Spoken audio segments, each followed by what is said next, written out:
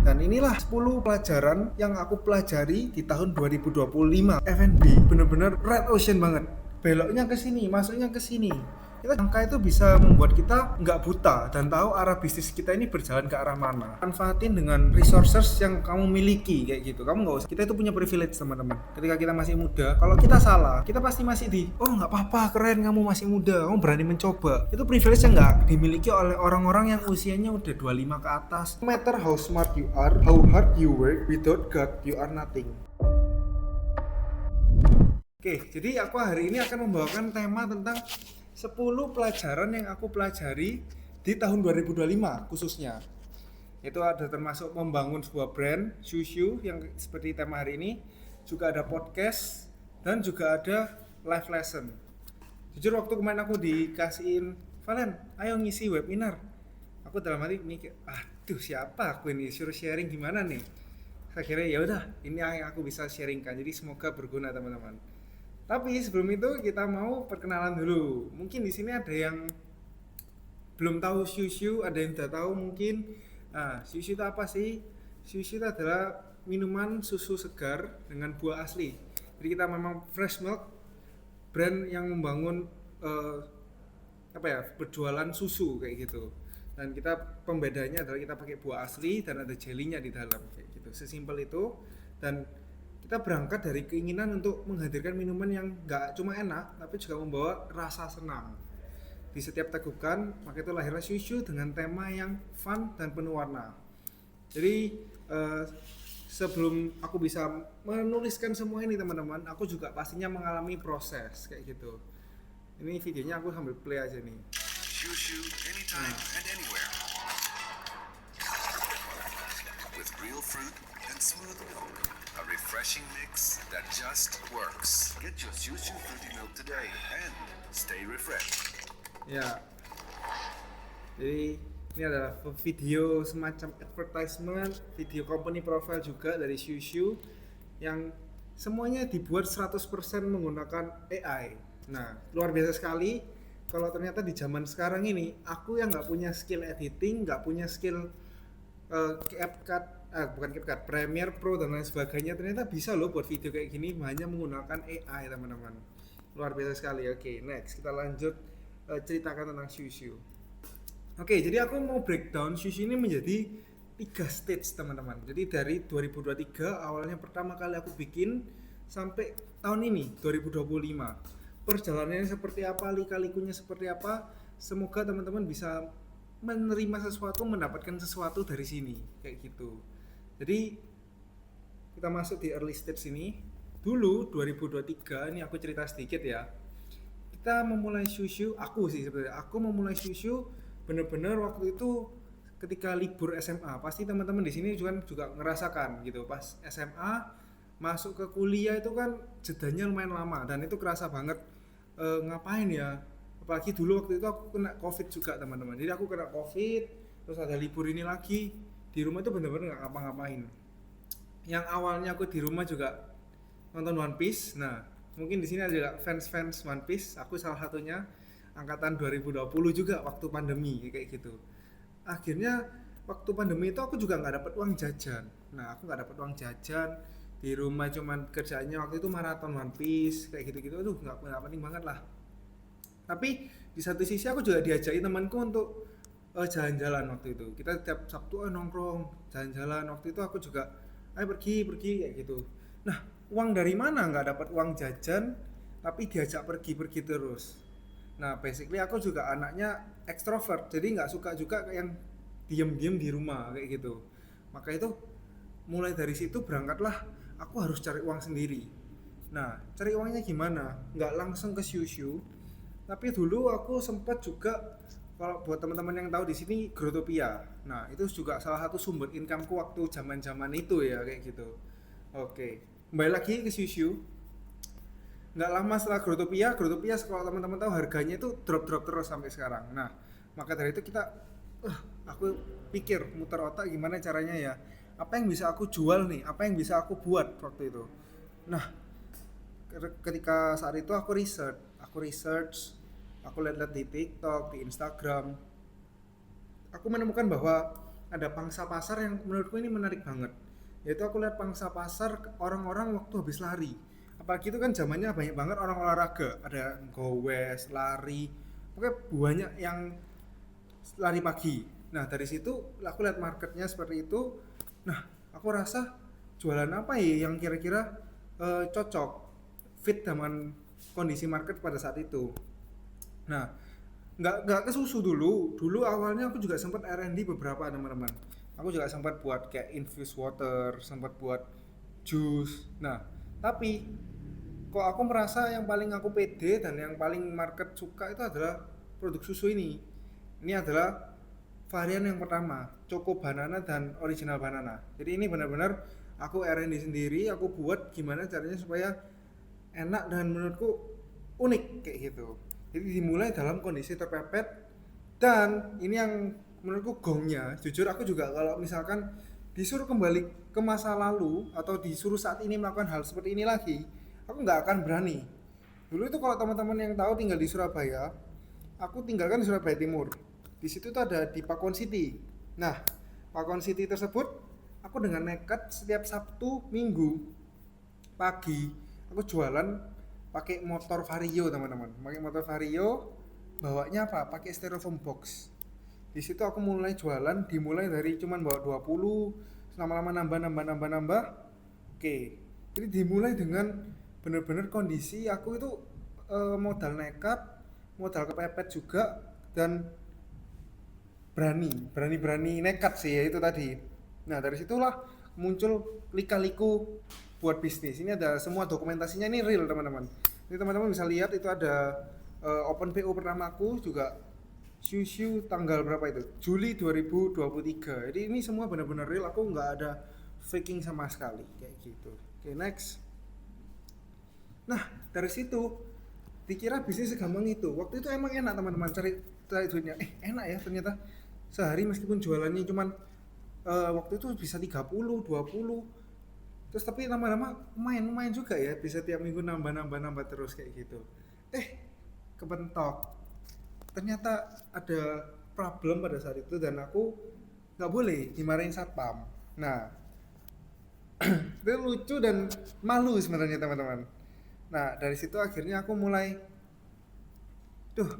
burn out. Ada namanya rasa burn out, dan untungnya setelah itu kok, kalau teman-teman tahu, COVID itu udah mulai pulih dan aku kembali lagi menjalani kehidupanku, sekolah dan bersosialisasi dan kembali dapat uang jajan. Itulah yang membuat aku kok dalam kondisi kepepet tadi hilang rasa kepepet tersebut.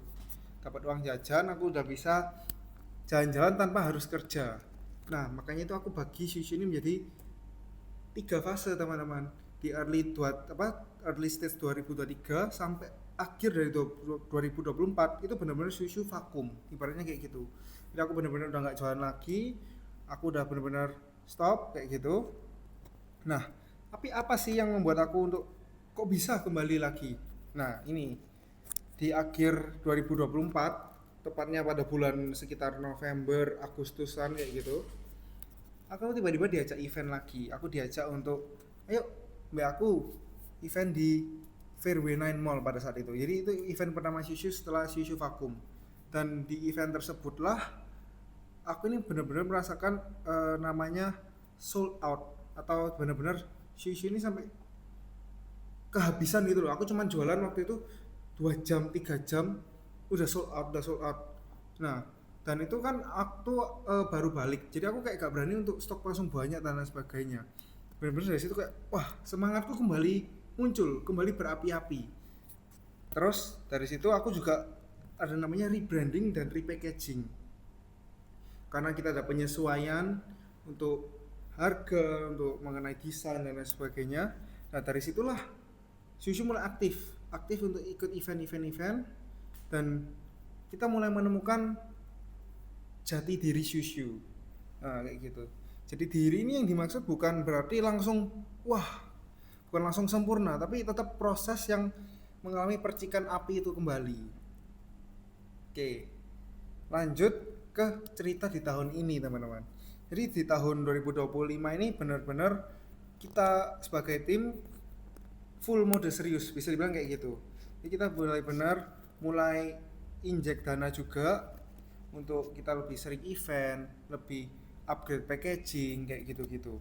Dan ternyata ketika kita serius dalam membangun Shushu, nggak gampang teman-teman. Banyak sekali untuk jatuh bangun, banyak sekali untuk suka dan dukanya itu sangatlah banyak.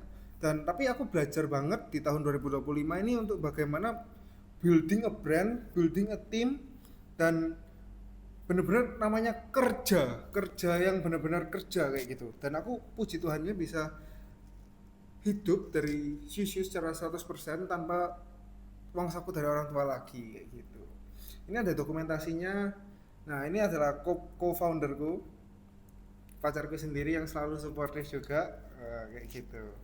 Nah, ini ada dokumentasi ketika aku pertama kali itu training tim dan hire orang untuk bisa bantu kita dalam jualan kayak sebagainya. Terus ini kita dari cupnya kayak gini jadi berubah menjadi suatu cup yang lebih lucu, lebih ikonik. Itu kan juga membutuhkan sebuah proses ya. Dan kita ikut event, berbagai macam event kayak gitu. Jadi itu cerita singkat Shushu dari 2023 sampai 2025. Dan apa sih yang aku mau bilang itu? Aku di sini bisa sharing di depan kalian semua. Bukan berarti aku ini hebat, tapi aku juga baru mulai teman-teman. Jadi maybe not the greatest, but I'm just getting started kayak gitu. Dan di tahun ini aku juga puji Tuhan banget bisa dipercaya juga untuk kemarin diundang ke SMK Saint Louis untuk sharing, diundang ke Elion, dan ini diundang ke webinar ini. Jadi kali ketiga aku untuk bisa membagikan apa yang aku punya, yang aku bisa sharingkan ke teman-teman. Jadi aku berharap semoga apa yang aku sharingkan ini bisa berguna dan berdampak bagi kehidupan kalian. Terus, nah ini kita masih akan terus berinovasi, kita akan terus maju karena ya namanya bisnis kita harus terus-terusan berinovasi kayak gitu. Saat ini kita ada banyak varian, ada 8. Dan ini kalau teman-teman tahu ini yang tadi aku bilang original banana dan choco banana ini yang OG-nya, yang nomor 1 dan nomor 2 kayak gitu. Oke, saat ini tetap banyak sekali. Dan inilah 10 pelajaran yang aku pelajari di tahun 2025 khususnya. Pelajaran pertama, teman-teman bisa catat, bisa tulis juga. F&B itu bukan cuman makanan atau minuman, tapi yang aku pelajari adalah F&B itu pentingnya branding. Karena dulu Shushu itu juga nggak tahu arahnya mau kemana sih, nggak tahu dia target pasarnya siapa, nggak tahu siapa yang tahu Shushu. Kalau pada waktu itu ya, siapa yang tahu Shushu? Jadi ya itu namanya pentingnya branding, dan kita harus menciptakan sebuah ciri khas, sebuah ikon yang membedakan Shushu dengan susu-susu yang lain kayak gitu. Dan branding ini nggak mudah, yang aku bilang tadi, bangunnya nggak instan teman-teman, butuh waktu. Aku yakin saat ini pun pasti ada teman-teman yang belum tahu Shushu. Dan salah satu proses aku nge-brandingin Shushu adalah dengan webinar ini. Dan dengan webinar ini kan contohnya teman-teman pasti udah, oh Shushu yang itu, Shushu yang itu. Salah satu proses dari branding Shushu secara nyata kayak gitu. Jadi Shushu sendiri brandingannya adalah fun dan kids milk. Jadi kita memang targetin untuk ke anak-anak dan keluarga yang kids friendly, fun dan joyful kayak gitu. Oke, pelajaran yang kedua adalah bisnis F&B itu kan bener-bener red ocean banget. Kayak di gambar-gambar ini, siapa yang ke bazar? Pasti kalian lihatnya di situ ada ribuan, ratusan tenan-tenan yang jualan makanan. Jadi apa kesimpulannya? Be different. Kita harus menjadi sebuah brand yang berbeda.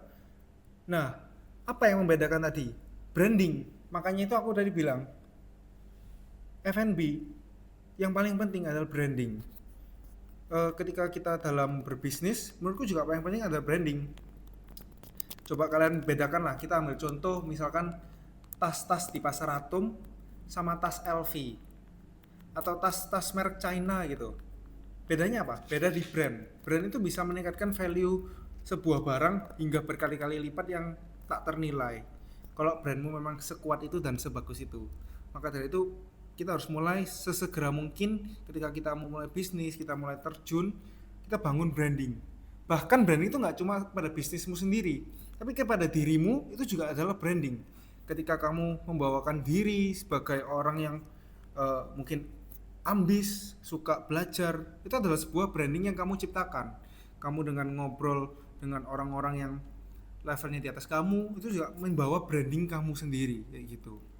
Jadi pesanku juga, make your own branding in your any aspect of life. Asik. Oke. Nah, setelah itu pelajaran ketiga nih. Ini aku agak santai aja, slow down. Pelajaran ketiga, apa sih? Yang paling penting adalah BMC. Ya, yang di sini yang kuliah IBM, coba mau survei dulu deh. Sambil biar gak bosen nih. Yang kuliah IBM boleh kasih reaction. IBM RC, IBM RC. Boleh kasih reaction enggak yang kuliah IBM RC? Oke, kan banyak kan? Nah, di IBM RC aku pasti yakin banget kalian ini pasti diajari namanya BMC. Oh ya, aku tadi belum cerita ya.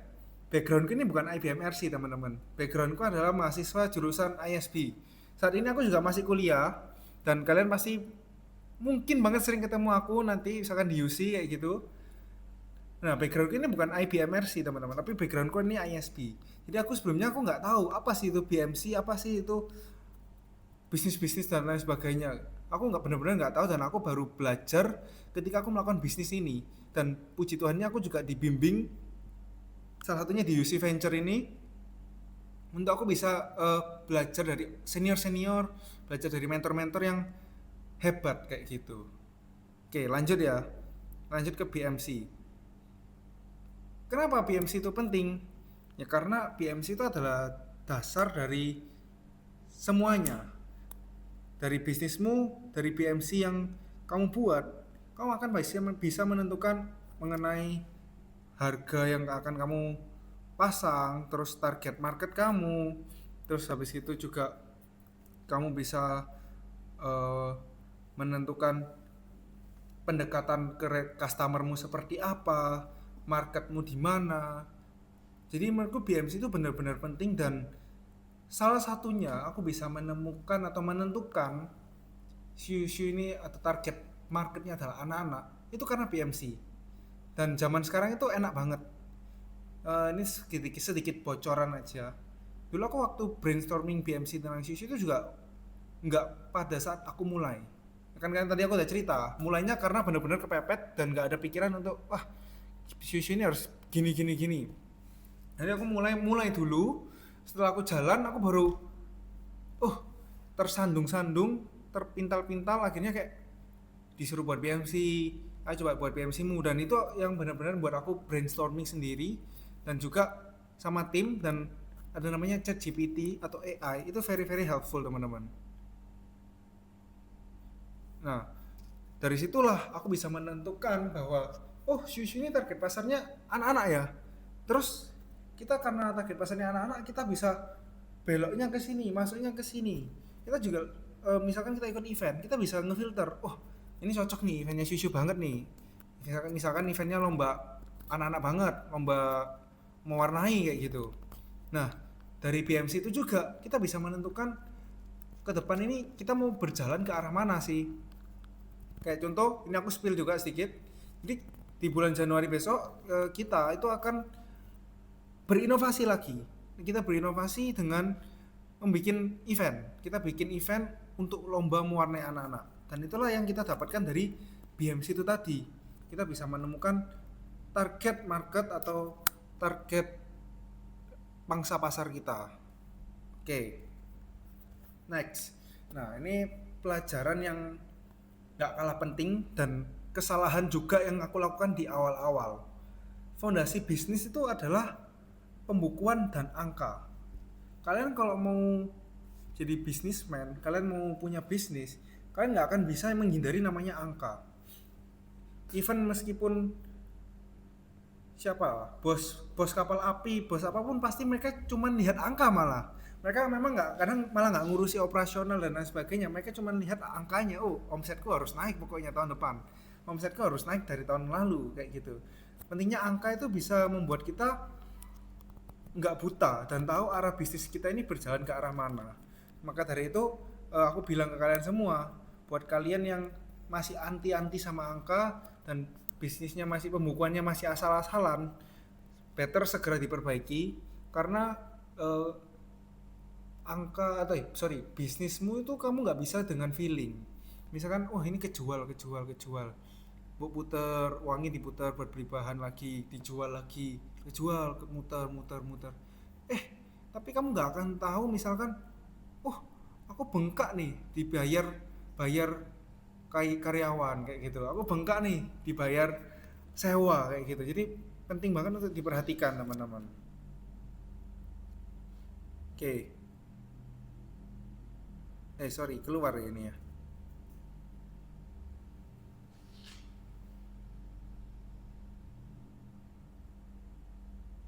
Oke, lanjut. Jadi ini salah satu juga yang aku pelajari dari podcast. Nah, ini sekalian promosi dikit nih. Tujuanku buat podcast, kan tadi aku bilang namanya Sharing from Reality. Itu nama bukan sembarang nama. Aku memang dari awal punya keinginan untuk aku mau jadi berkat dari perkataanku kayak gitu. Jadi di sini aku memang sengaja aku belajar, tujuan di podcast itu belajar dan men-sharingkan apa yang aku pelajari ke media sosial, ke teman-teman semuanya di sini. Jadi buat teman-teman yang misalkan ingin tahu sedetail apa yang aku pelajari, teman-teman tinggal ikutin aja series Sharing from Reality. Itu podcast yang aku benar-benar belajar dari para business owner yang sukses kayak gitu. Oke, next. Nah, dulu aku sempat kemakan omongan TikTok, omongan nggak tahu siapalah. Bisnis itu nggak perlu modal, bisnis tanpa modal. Nah, dan menurutku setelah aku pun menjalani Shushu selama kurang lebih berapa tahun? 2 tahun. Nah, 2 tahunan ini aku merasa itu bullshit teman-teman. Jadi bisnis itu tetap butuh modal. Nah, yang benar adalah modal itu nggak cuma uang. Modal itu bisa berarti niatmu, waktumu, kepintaranmu, otakmu kayak gitu-gitu. Itu semua merupakan modal yang kamu miliki. Dan aku rasa ya, ketika kamu bisa ikutin webinarku, kamu bisa tahu info webinar. Ini kan pastinya kamu punya HP, kamu punya internet. Itu pasti itu salah satu modal yang bukan uang kayak gitu, dan itu bisa dipakai teman-teman. Dan aku yakin juga di sini banyak anak-anak UC kan. Anak-anak UC itu pastilah meskipun gimana kamu pasti punya modal orang tua, modal apapun lah, manfaat-manfaatin yang ada di sekitarmu. Jadi ketika bisnis yang benar itu menurutku adalah bukan tanpa modal, tapi manfaatin dengan resources yang kamu miliki kayak gitu. Kamu nggak usah bandingin dengan orang lain punya apa, kamu nggak usah compare dirimu dengan orang lain, tapi just start it with what you have. Oke. Ini salah satu pelajaran dari podcast juga. If you are nothing, be brave. Ask a question. Jujur, aku sharing dari pengalamanku. Ini masuk ke life lesson teman-teman. Gimana sih aku bisa ketemu dengan orang-orang narasumber podcastku? Jujur ini benar-benar unexpected semua. Tapi aku bisa tarik ke satu kesimpulan yang sama, yaitu aku berani untuk tanya, berani untuk ngobrol duluan. Ada kata-kata gini dari ini aku quotes dari narasumber podcastku juga. Kalau kamu bukan siapa-siapa, first ask a question.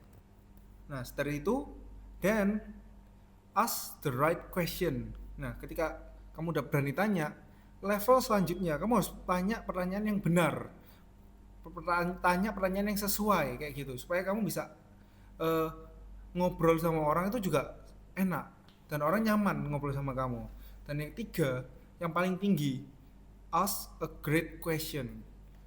Kayak gitu. Jadi kamu harus dimulai dari berani bertanya. Itu bisa merubah hidupmu selamanya. Jadi ada cerita, salah satu cerita lucu ya. Aku ketemu dengan narasumber podcastku. Ceritanya gimana? Waktu itu kita lagi event, aku ikut event kayak bisnis seminar gitu. Nah, waktu sesi break time, si bocil ini, aku ini bocil iseng-iseng tanya sama orang lagi makan pop mie. Tanya apa sih kok? Tanya sesimpel ini. Itu beli pop mie di mana ya kok ya? Nah, ini pertanyaan benar-benar menurutku kalau aku pikir-pikir sekarang itu ngapain juga aku tanya itu. Sebenarnya kalau aku lihat dengan lebih effort dikit gitu ya, pasti ketemu kok. Soalnya ternyata dikit yang jualan dan itu kelihatan teman-teman. Tapi disitulah aku belajar bahwa ternyata sesimpel itu bisa membawa kamu ke tempat yang nggak pernah kamu bayangkan sebelumnya, ke peluang-peluang yang mungkin aku nggak pernah bayangkan sebelumnya. Salah satunya ini juga di foto ini narasumber aku ketemu dari bazar. Waktu itu aku lagi bazar, aku ajak ngobrol gitu. Nah, itu kan suatu kesamaan yang aku rasa harus dimiliki oleh semua orang dan beranilah bertanya kayak gitu. Tanya apapun. Karena kita masih muda, kita itu punya privilege teman-teman. Ketika kita masih muda, kalau kita salah, kita pasti masih oh nggak apa-apa, keren kamu masih muda, kamu berani mencoba. Itu privilege yang nggak dimiliki oleh orang-orang yang usianya udah 25 ke atas, 26, 27 dan up to lah, gak tahu. Itu privilege yang kita bisa gunain ketika kita masih muda. Gagalnya sebanyak mungkin. Itu aku setuju banget. Berani mencoba, you have nothing to lose. Oke. Next. Nah, ini pelajaran selanjutnya adalah sama, kembali lagi. Dari tadi aku selalu ngomong branding dan yang gak kalah penting adalah ini, reputasi. Ketika kamu udah punya branding yang bagus, kamu udah branding yang tersistematis, jangan lupa teman-teman, hidup itu maraton dan konsisten itu penting. Konsisten itu sama dengan ini, reputasi. Percuma kamu brandingnya brandingmu udah bagus banget, anaknya rajin, anaknya pinter, tapi ketika kamu nanti semester 5, semester 6 kamu ternyata drop out, itu percuma. Jadi reputasimu hancur. Jadi branding itu harus disertai dengan reputasi yang baik, baru ada kuncinya kayak gitu. Maka dari itu aku harap mulai dari saat ini ketika teman-teman membawa diri kalian kemanapun, bawalah reputasi kalian yang baik. Bawalah reputasi kalau kalian ini mau dilihat orang seperti apa. Tapi juga ingat ya, kita juga harus tetap be yourself. Kamu nggak harus kayak orang si A si B kok. Just be yourself and enjoy kayak gitu. Dan yang terakhir, belum yang terakhir. Yang keberapa ini yang nggak ngitung ini jujur. Nah, pokoknya pelajaran selanjutnya adalah keep learning. Your network is your net worth. Maksudnya apa? Ya ini kayaknya semua orang tahu lah, anak UC, anak-anak bisnismen semua lah ini. Jadi koneksimu adalah kekayaanmu kayak gitu. Dan itu bener banget. Ini yang satu pesan penting yang aku bisa sharingkan. Kontak di WhatsAppmu itu bisa membantumu kapanpun atau suatu saat nanti dimana kamu butuh bantuan mereka. Jadi mulai sekarang janganlah kalian untuk males-males nge-save-in nomornya orang, karena menurutku benar-benar WhatsApp itu di HP ini very very powerful dan aku udah merasakannya kayak gitu. Makanya aku bisa sharing ke depan kalian dan di tahun ini merupakan pelajaran yang sangat menurutku berharga, karena aku setuju banget dengan perkataan ini kayak gitu. Dan nggak kalah penting adalah kita harus memilih lingkungan kita, karena 5 orang temanmu menunjukkan masa depanmu. Itu juga benar kayak gitu. Jadi kita harus pilih teman-teman yang saling membangun, saling suportif dan mau berkembang kayak gitu. Jangan sampai ada yang tahu mungkin di sini crab mentality. Nah, yang tarik-tarikan, kalau temannya mau sukses ditarik-tarik. Nah, itu sebisa mungkin keluarlah dari lingkunganmu yang toksik tersebut. Oke. Yang nggak kalah penting adalah selain tadi kita belajar, be humble and generous. Nah, ini juga salah satu eh, pelajaran penting yang aku pelajari di hidup di tahun ini. Be generous dan be humble. Itu benar-benar mengubahkan hidup seseorang. Maksudku gini, roda itu berputar teman-teman. Dulu jujur aku boleh cerita, dulu itu aku orangnya sombong. Bahkan aku pernah suatu kali, ini aku bukan siapa-siapa masih Ani, masih anak bocil SMP. Dulu itu aku terkenal larinya paling cepat. Jujur aku termasuk dulu waktu SMP, SMA, termasuk salah satu anak yang lumayan atletis lah ya dibilang gitu. Tim basket juga. Nah, di situ aku mulai sombong. Aku sempat di satu sisi aku sombong dan aku merasa aku ini wah lomba lari kan. Udah pasti aku paling yang menang lah. Dan singkat cerita ketika lomba lari tersebut benar sih juara putaran ke satu, putaran kedua itu aku menang teman-teman. Aku juara satu dan teman-temanku tuh tertinggal jauh. Sampai akhirnya di putaran ketiga yang dimana itu putaran terakhir dengan sombongnya aku lari itu mundur. Nah, aku lari mundur dan dari situ jatuh. Aku jatuh sampai keseleo. Kalau apa ya keseleo itu bahasa Indonesia apa ya? Tergelincir sampai tergelincir dan aku benar-benar waktu itu nggak bisa bangun. Dan dari situ aku langsung dari yang awalnya posisi nomor satu pindah ke paling bawah. Dan itu mengajarkan aku bahwa eh, Tuhan itu bisa mengubah hidupmu yang lagi di atas tinggal dibalik gini langsung ke paling bawah. Jadi kamu jangan pernah untuk sombong dan terus lebih humble. Dan ini ada quotes juga, ini dari narasumber podcastku juga. Jadi aku kebanyakan ambil quotes-quotes ini dari mereka karena aku benar-benar tahun ini belajar banget dari mereka kayak gitu. Kamu ini teman-teman bisa baca. No matter how smart you are and how hard you work, without God you are nothing. Itu aku setuju. Dan dunia ini yang aku juga merasa aneh adalah generous.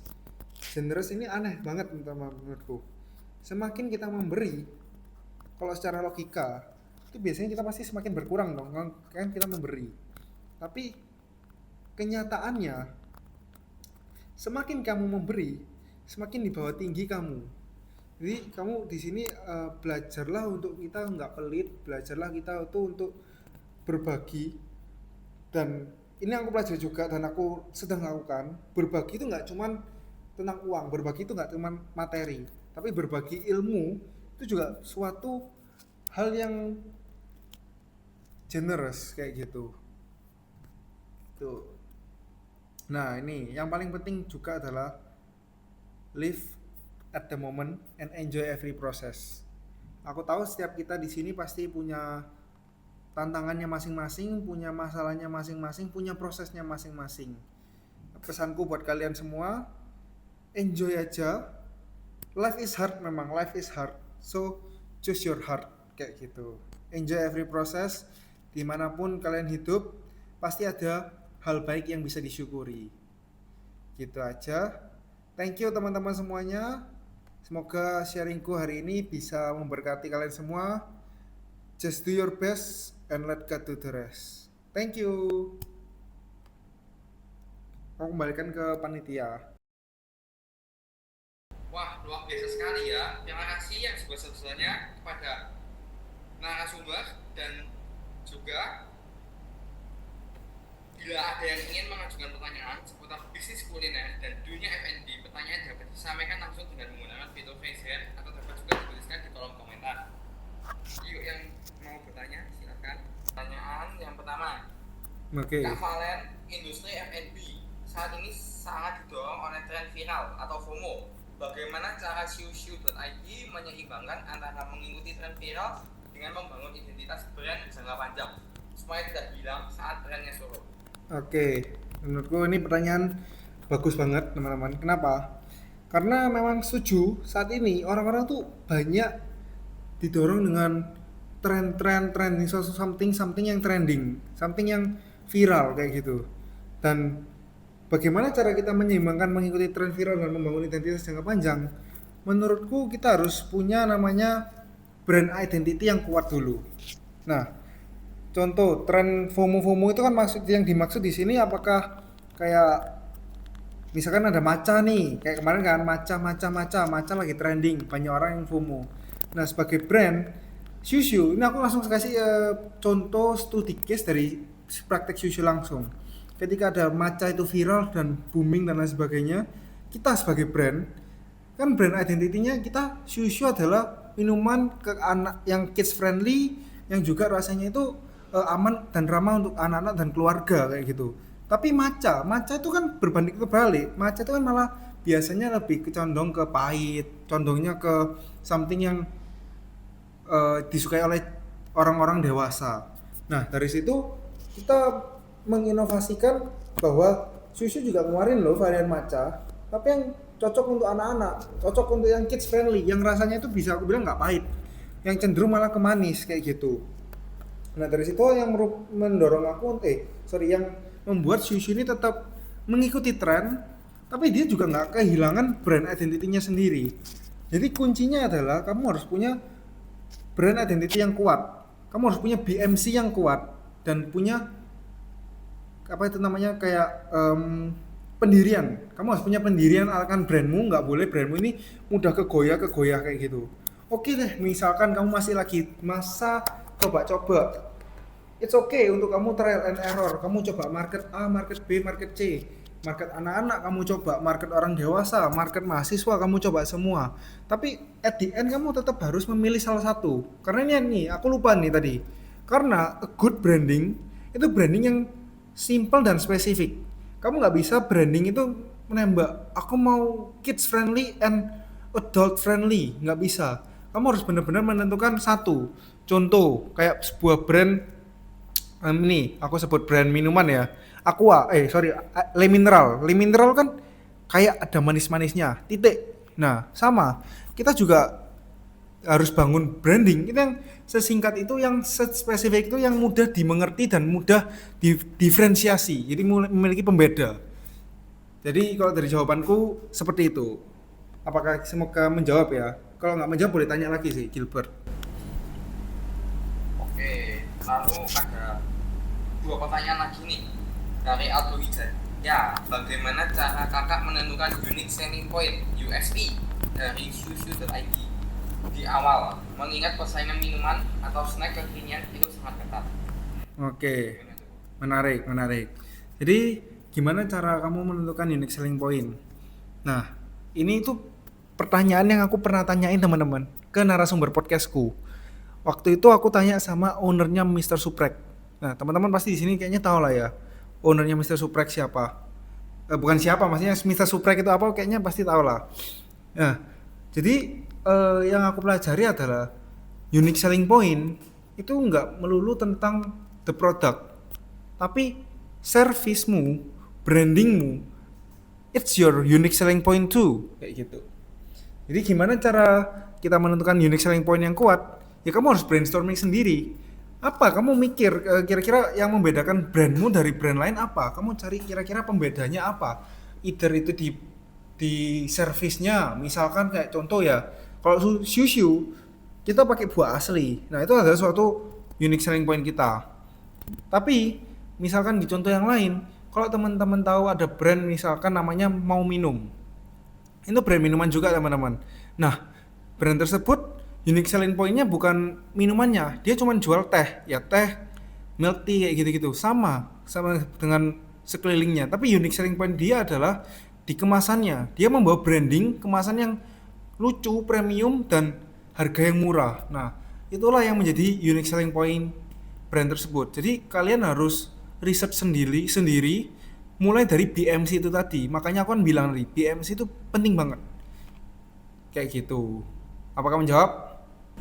Kokasi Federation, sesuai judul webinar From Recipe to Revenue, tantangan terbesar bagi pemula biasanya adalah konsistensi rasa. Bagaimana cara kakak mengubah resep pemakan menjadi SOP yang bisa diduplikasi oleh karyawan tanpa mengurangi kualitas?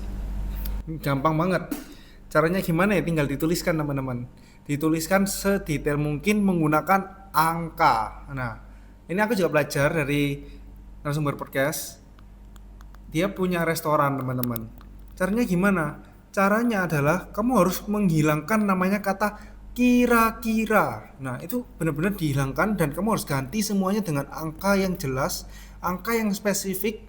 Misalkan sendok gulanya berapa gram, berapa mili.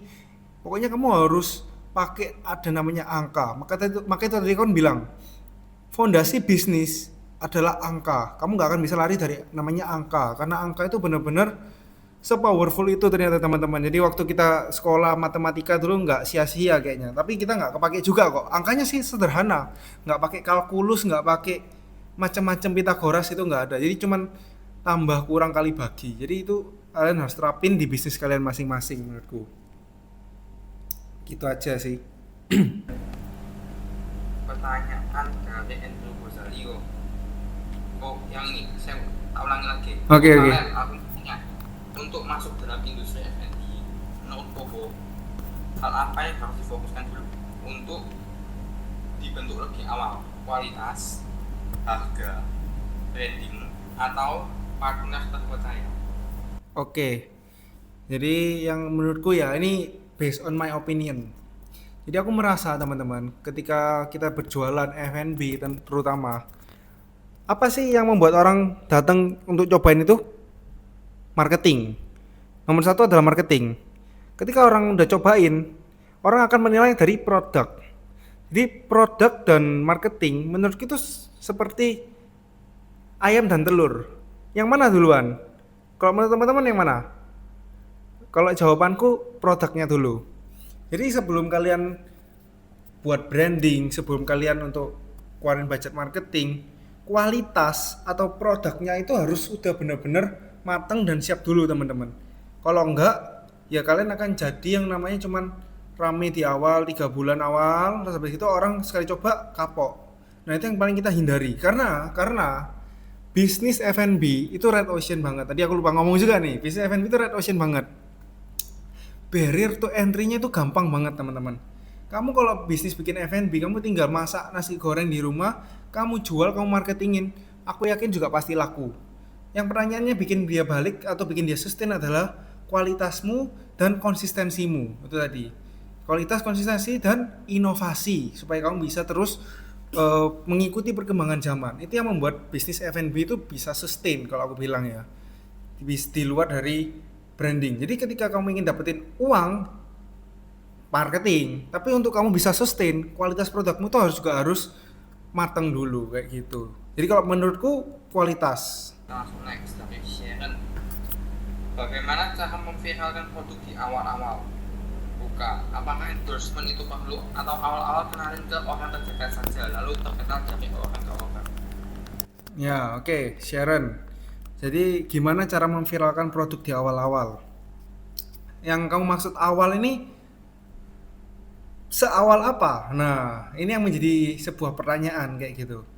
Kalau awal, kenapa? Awal-awal ini baru buka banget. Baru buka banget, hitungan nggak sampai 3 bulan berarti ya? Ya. Hitungan nggak sampai 3 bulan. Gimana cara kamu memviralkan produkmu di awal-awal tadi? Nah, pertanyaan yang tadi aku bilang, pertama kamu harus make sure produkmu ini secara kualitas, secara produk itu siap untuk diviralkan. Maksudnya apa? Karena ketika kamu produkmu viral dan zong, kamu masaknya misalkan nih ada yang beda-beda rasanya, terus sistemmu nggak kurang kuat, itu yang membuat orang itu akhirnya jadi kapok. Untuk kamu memviralkan produk butuh namanya kesiapan. Dan menurutku kembali lagi, apakah kamu punya modal yang cukup untuk kamu bisa nge-endorse influencer? Kalau misalkan dicerita di kasusmu ini, modalmu nggak terbatas, ya kamu tinggal endorse aja influencer Raffi Ahmad, siapapun itu yang influencer semua kamu tembak lah, pasti viral aku yakin kayak gitu. Pertanyaannya itu tergantung budget marketingmu juga. Tapi kalau kamu nggak punya budget marketing, ya pasti kamu harus namanya tukar dengan waktu. Karena kembali lagi, uang itu alat tukar waktu, dan aku setuju banget. Dengan uang kamu bisa mempersingkat waktu, mempercepat segalanya kayak gitu. Jadi kalau di awal-awal ada 2 opsi. Kalau kamu punya uang ya endorse semua orang yang kamu bisa, yang kamu kenal, yang kamu mampu kayak gitu. Kalau kamu nggak punya uang yang cukup, ya udah kamu harus pelan-pelan lakukan dengan apa yang gak perlu modal. Misalkan buat konten kan gak perlu modal, atau kamu bikin campaign marketing yang unik yang gak perlu modal kayak gitu. Jadi tergantung ya jawabannya ya. Oke, next question ya aku Yuk. dari Reci Mikael. Mungkin saya ingin bertanya mewakili teman-teman mahasiswa yang baru memulai karena modal.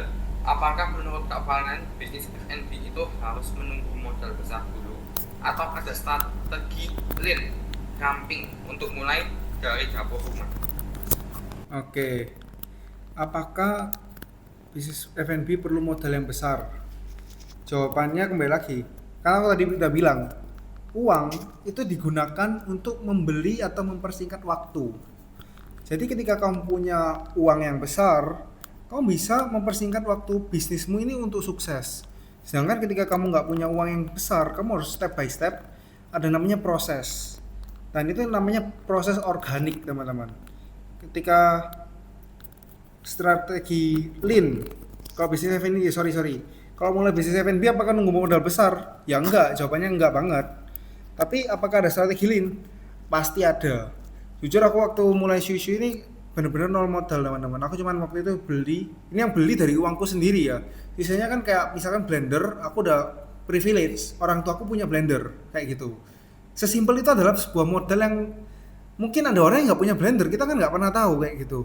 Tapi itu privilege yang aku punya, jadi aku nggak perlu beli blender, aku cuman beli timbangan. Karena waktu itu orang tua aku nggak punya timbangan dan modal bahan baku awal. Mulai dari situ benar-benar nggak punya modal.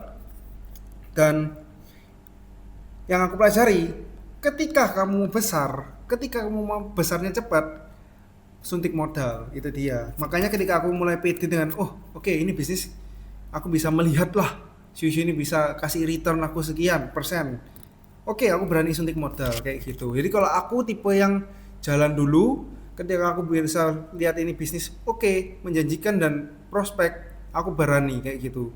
Jadi ini kembali ke preferensi kalian masing-masing. Kira-kira apakah kalian punya modal yang cukup, punya mental yang cukup untuk meresikokan uang kalian? Seberapa besar pengaruh pemilihan lokasi fisik terhadap kesuksesan Shushu.id? Atau apakah sekarang marketing online lebih dominan daripada lokasi strategis? Oke, jadi teman-teman, di kasusnya Shushu ini juga yang menurutku menjadi PR-ku. Shushu itu kelemahannya adalah kita produknya tuh nggak bisa dikirim keluar kota, dikirim ke luar pulau. Kita produknya benar-benar offline, jadi kita benar-benar mengandalkan lokasi offline. Karena kalau online kita cuma mengandalkan daerah Surabaya. Nah, maka dari itu kita harus tetap namanya berinovasi. Gimana caranya supaya kita bisa menghilangkan kelemahan-kelemahan kita. Nah, itu menjadi PR-ku dan tim kayak gitu. Dan kita sedang memasak gitu. Jadi menurutku tergantung bisnis kalian. Kalau zaman sekarang ya, menurutku market online tuh bener-bener gede banget. Dan semua bisnis menurutku harus masuk online sih, apapun bisnisnya. Kan ada yang bilang ini, kemarin ada yang pernah tanya sama aku, loh aku bisnisnya tambak ikan, ngapain di online ngapain di kontenin?